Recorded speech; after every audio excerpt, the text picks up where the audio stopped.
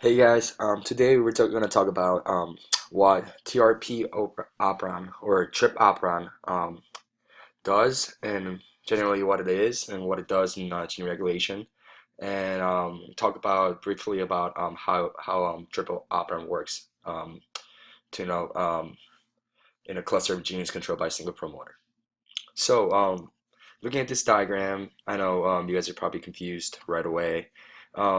Oh, by the way, there is video on leg Operon, I believe, and talks about Operon in general way, what Operon is, and related to that, the type of Operon, which is a leg Operon, uh, like um, like many guys know probably, which is important for lactose um, pathway.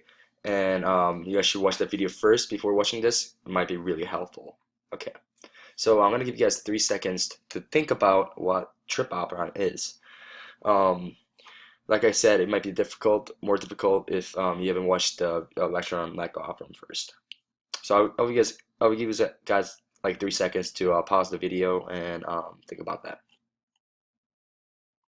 So hopefully you guys started brainstorming what the TRP stands for.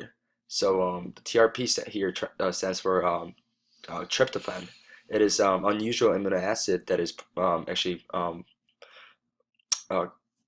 created by this synthesis, TRP synthesis. And this is really important for studying gene regulation. A lot of scientists still, use this experimental studying this experimental chirp operant activation to study gene regulation. So very important. And the operon consists of genes that codes for tryptophan synthase. So we'll talk about that five specific gene that codes for tryptophan um, uh, later on. And this is considered as a negative control, and we'll talk more about that, why that is, and what the negative control stands for. And this is another useful tool. This is a video animation on tryptophan Alpron. Um, After watching this lecture, and it might be really helpful for you guys to go back and watch that video on animation, because I'm a visual person, and the video watching the video of how the trip operon works in a molecular way could really help you guys learn this mechanism. So let's get into it. So the trip operon, as you can see, this is the just regulatory region of promoter and structure genes here. So this is the 5 genes of trip operon, and trip E, trip D, trip C, trip B, trip A. So the operon is a cluster of genes controlled by a single promoter, right?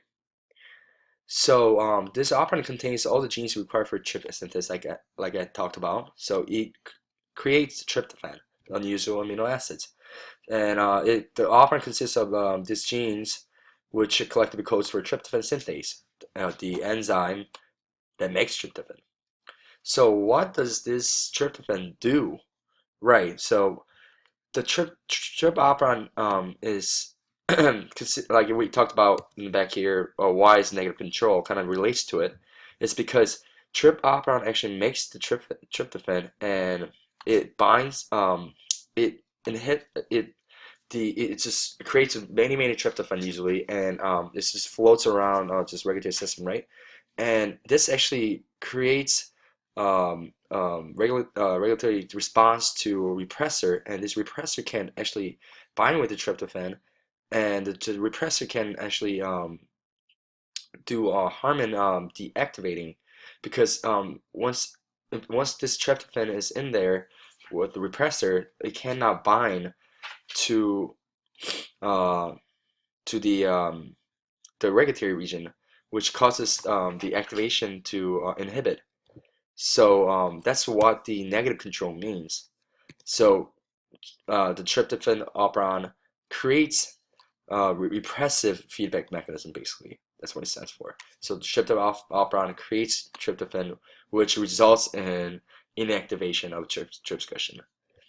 So I hope this video guys helped you guys, and uh, it's the concepts and overall is pretty simple, but it could be really tricky if you don't know how the Operon system work and how gene regulation doesn't gene regulation system work. So I highly encourage you guys to go back and watch the lecture on Operon and leg Operon if this trip Operon stuff is confusing to you guys. So oh, and then make sure to check out this video down below. Thank you. I'll see you guys in the next lecture.